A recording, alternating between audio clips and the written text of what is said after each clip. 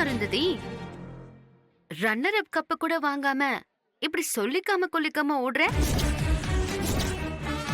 ஆமா, நாங்க தோத்துட்டா டான்ஸ் கிளாஸை இழுத்து மூடணும்னு சொல்லியிருந்த. ஆனா இப்போ நீ தோத்துட்டியே, மேடம் என்ன பண்ண போறீங்க? அடவிடுச்சீனு. அருந்ததி, எனக்கு ஒன்னும் உன்னை ஜெயிச்சு உன் டான்ஸ் கிளாஸ மூடணும்னு ஆசையோ வெறியோ கிடையாது. நீ என் பெரியப்பாவை சீண்டுன. அந்த கோபத்துலதான் போட்டியில கலந்துக்கிற முடிவையே நான் எடுத்தேன். என் பெரியப்பாவோட கௌரவத்தை காப்பாத்தணும், அவர் அசிங்கப்பட்டதுக்கு நியாயம் கிடைக்கணும்னு அர்ப்பணிப்போட ஆடினேன். நான் ஜெயிச்சிட்டேன். இருந்தாலும் நமக்குள்ள இந்த பகையோ ஈகோவோ எதுவும் வேண்டாம். நாம கலைய சொல்லித்தர கலைஞர்கள்.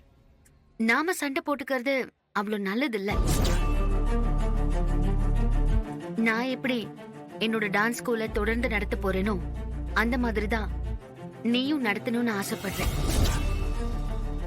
நீ டான்ஸ் கிளாஸ மூட வேண்டாம், தொடர்ந்து நடத்து. என்னடி ஜெயிச்சிட்டோங்கிற மமதையில எனக்கு பிச்சை போடுறியா?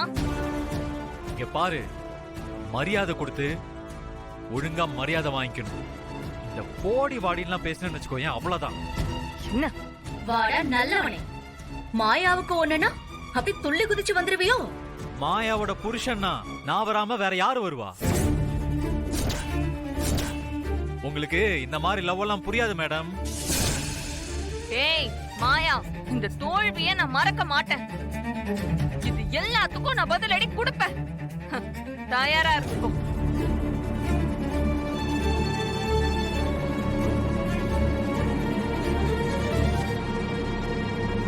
மாயா, சவால் விட்டது அவதானே. இதையே சாக்கா வச்சு அவ டான்ஸ் ஸ்கூல மூட வச்சிருக்கணும். மாயா, சீனு, அவதான் நம்மள பகையாளியா பாக்குறா. நாம எதுக்காக அப்படி பாக்கணும்? அப்புறம் அவளுக்கும் நமக்கும் என்ன வித்தியாசம் இருக்க முடியும் சொல்லு? நாட்டியங்கிறது ஒரு கலை, அத 4 பேருக்கு சொல்லி கொடுக்கணும். அவங்க ஸ்கூல்ல நான் எழுத்து மூடினா நான் அந்த கலைக்கு செய்யற துரோகம் செய்யணும். உன்னோட நல்ல மனசு எனக்கு வராதுப்பா. என்ன சீனு, நீ வேற நான் வேறயா? மாயா, நீ என்ன வேணாலும் சொல்லு, ஆனா உன்ன மாதிரிலாம் யாராலையும் யோசிக்க கூட முடியாது. மாயா, சீனு, ஏற்கனவே கால் ரொம்ப வலிக்குது, இதுல கோல்டு புடிச்சது அவ்வளவுதான்.